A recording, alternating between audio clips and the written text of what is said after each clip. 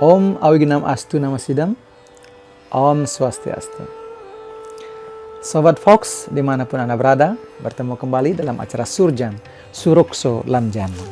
Kali ini saya ingin mengajak kita semua mempelajari sebuah topik yang berjudul mengapa jiwa itu kekal. Memang kekekalan itu adalah keniscayaan, harus kita terima. Namun seringkali dengan rasa bangga kita bilang kita kekal, namun kita menyakiti makhluk hidup yang lain. Ada sebuah sloka yang sangat menarik yang diberikan dalam Bhagavad Gita bab 2 sloka 12 tentang sang roh. Natu ewaham jatu nasam natuam neme jana dipah na caiwana bawisyama sarwe wayam atah param. Pada masa lampau tidak pernah ada suatu saat pun aku, engkau maupun semua raja ini tidak ada. Dan pada masa yang akan datang tidak satu pun di antara kita semua akan lenyap. Sobat Fox yang berbahagia, kira-kira apa yang kita bisa ambil dari sloka ini? Di sini dibilang pada masa lampau, artinya dulu tidak pernah ada suatu saat pun aku, engkau maupun semua raja ini tidak ada. Dan pada masa yang akan datang tidak satu pun di antara kita semua akan lenyap.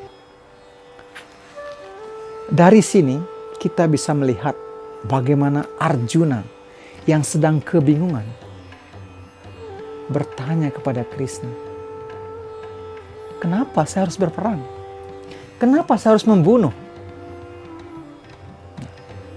Sobat Fox yang berbahagia, Bhagavad Gita merupakan nyanyian dari Bhagawan, nyanyian Tuhan yang merupakan hakikat dari pengetahuan Weda, di mana Bhagavad Gita itu sendiri berisi petunjuk-petunjuk untuk hidup bahagia, agar kita bisa hidup sukses.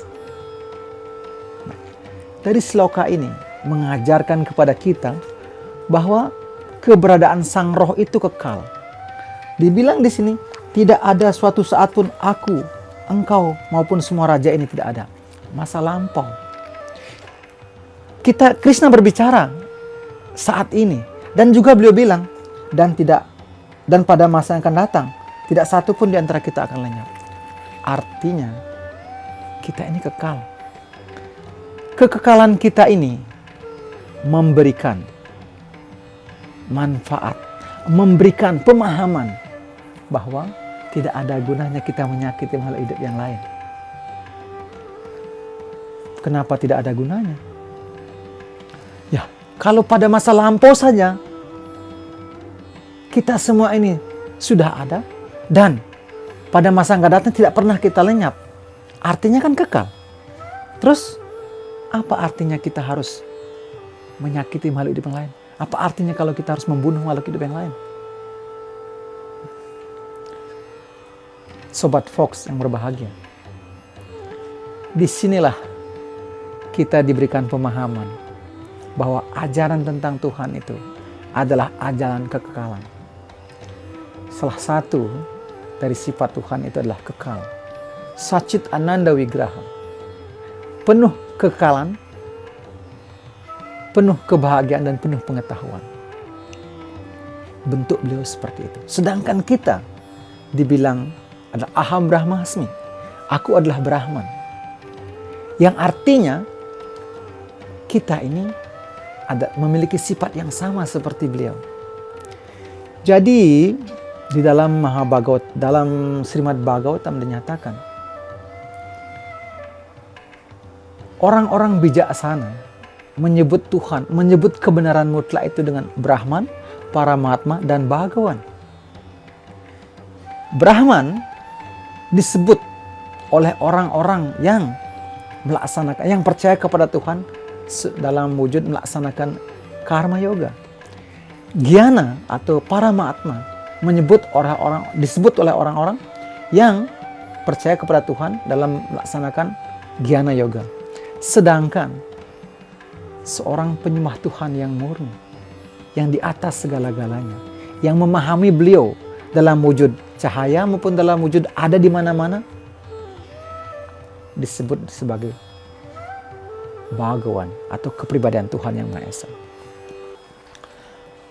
Sobat Fox yang berbahagia, keberadaan Tuhan tidak bisa kita pungkiri dari keberadaan diri kita.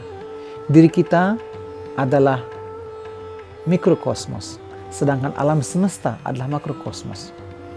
Tuhan dengan segala kebesarannya, sebut Tuhan yang Maha Besar itu, adalah makrokosmos. Sedangkan kita yang merupakan mikrokosmos, yang memiliki sifat yang sama seperti Tuhan, namun kita dibungkus oleh sifat-sifat Tuhan yang lain, oleh tenaga-tenaga Tuhan yang lain, yang disebut dengan alam material. Apa saja itu yang membungkusnya? Di dalam Bhagavad Gita dibilang Panca Mahabhuta. Tanah, air, api, udara, angkasa, dan ether. Tanah, air, api, udara, angkasa. Terus selanjutnya yang lebih halus, manah, budir, ahankaro, pikiran, kecerdasan, dan ego. Dan yang terakhir adalah jiwa itu sendiri. Jadi kita bisa ada di bumi ini karena bumi ini adalah alam material. Kita juga bisa merasakan keberadaan di alam lain karena ada manah, budir, ahankaro, pikiran, kecerdasan, dan ego. Jadi keberadaan kita masa lampau dan keberadaan kita masa akan datang dipengaruhi oleh hukum karma pala. Sobat Fox yang berbahagia, mari kita pahami sedikit demi sedikit tentang hal ini. Mari kita mencintai makhluk hidup yang lainnya, karena semua adalah anak-anaknya Tuhan. Karena semua adalah jiwa-jiwa yang kekal. Namun oleh karena kekecilan, keenceran otak material kita yang kecil ini, membuat kita membeda-bedakannya.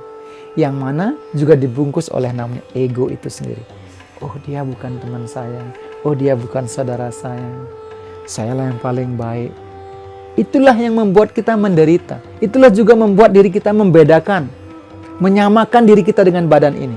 Membedakan keberadaan orang lain. Dan menyamakan diri kita dengan alam material. Itu yang membuat kita menderita. Dan itulah yang ditentang oleh ajaran kitab suci.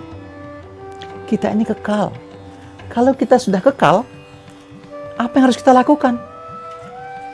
Kalau semuanya kekal, berarti semuanya memiliki kebahagiaan, semuanya memiliki pengetahuan, semuanya berbahagia di mana-mana. Di mana-mana akan selalu ada kebahagiaan. Itu didasari karena cinta kasih. Jadi, apa yang paling penting yang harus kita pahami dalam hidup ini? Belajarlah mencintai. Belajar menerima. Seperti pernyataan di sloka ini. Tidak ada suatu saat pun aku, engkau maupun semua raja ini. Dan pada masa akan datang, tidak satu pun di antara kita akan lenyap. Kita kekal. Seperti tarikan nafas. Seperti nafas yang ditahan, sekal pula nafas yang dihembuskan. Demikian Sobat Fox, semoga bermanfaat. Saya akhiri dengan Paramasanti. Om Santi, Santi, Santi Om.